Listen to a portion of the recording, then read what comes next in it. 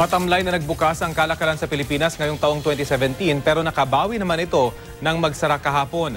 Naniniwala ang Department of Budget and Management bumubuti ang ekonomiya ng bansa at pwede pa nga raw itong maging pinakamabilis na lumalagong ekonomiya sa rehiyon.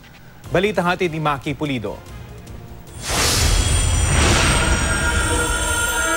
Sa ringing of bell, nagbukas ang kalakalan sa Philippine Stock Exchange para sa taong 2017. Kasabay nito ang mga pampaingay mula sa mga tambol at turotot para makaakit daw ng swerte. Nagbukas ang PSE Index sa 6840.06, mas mababa pa ng 0.58 points nang magsara noong December 29 para sa taong 2016. Kita mo, the last 2 quarters of last year since August, the money, obviously, that's ano naman, wala naman siyang alam na boundaries. It just goes to where opportunities are. It's so a lot of opportunities coming out of the emerging markets. Paliwanag ng isang eksperto mula sa Asian Institute of Management, hindi porket bumaba ang PSE Index ng mga kumpanyang Pinoy ay lugi na ang mga ito. Sa mga stock market investors, kumpara sa investing sa Pilipinas at ang investing sa Amerika, mas malaki ngayon ang tubo doon sa American stock market. At lalong wala raw itong epekto sa ordinaryong Pinoy. Sa mga stock market investors ng Pilipinas.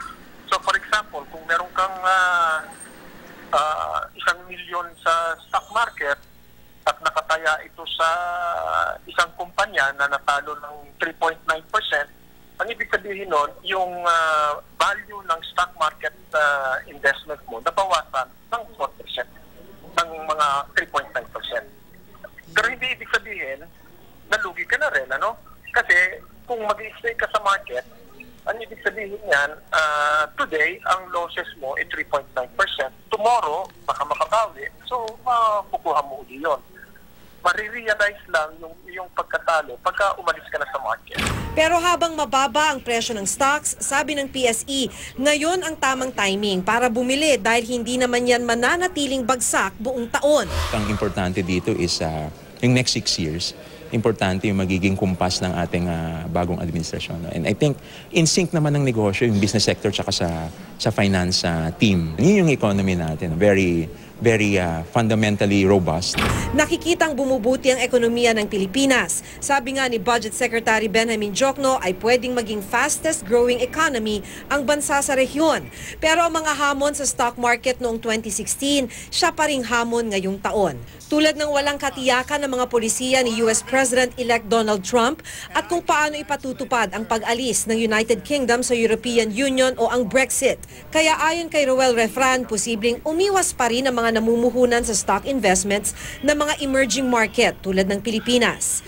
Pagpatak ng 3:30 ng hapon, nagsarang panalo ang stock market, mas mataas ng 20.67 points. Maki Pulido, GMA News.